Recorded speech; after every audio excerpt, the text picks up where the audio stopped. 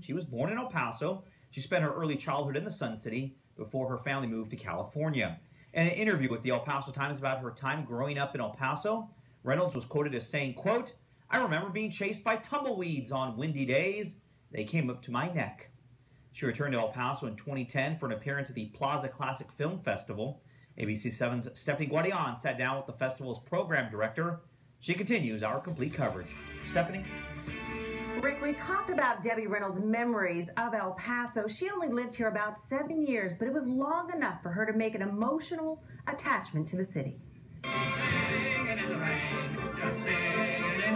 I think she lived in a few different places, but I think her main residence was on Magnolia Street. Wish I knew if he knew what I'm dreaming of. Doug Pollen is the program director of the Plaza Classic Film Festival. I'm unsinkable.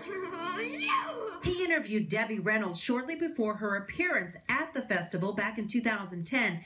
Reynolds told him she still had memories of her family's home in El Paso. She referred to that house as being on the east side of El Paso, and now it's probably downtown Central. Reynolds' family left El Paso and moved to Los Angeles. She came back occasionally, I think, to visit family. And in fact, I think something she said in that interview at that time was it got to be too sad because she was coming back for funerals. So when she came here in 2010 for the film festival, it was the first time in 50 years she'd been here. Pollen says he asked Reynolds if there were any emotions coming back to the Sun City. She was kind of neither here nor there about it because it had been so long.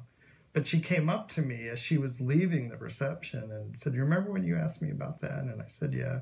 She said, "I miss my family," and she started to tear up. Fans of Reynolds in El Paso are paying tribute to the actress on social media.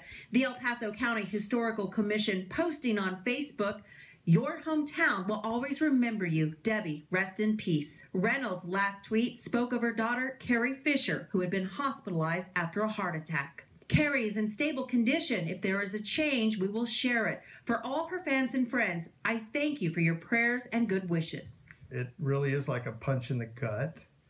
You know, we didn't know these people, but we did in a way because they lived their lives so publicly.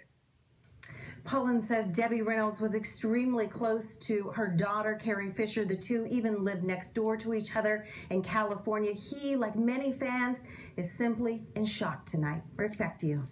She had a lasting memory and all those El Paso connections. All right, thank you very much.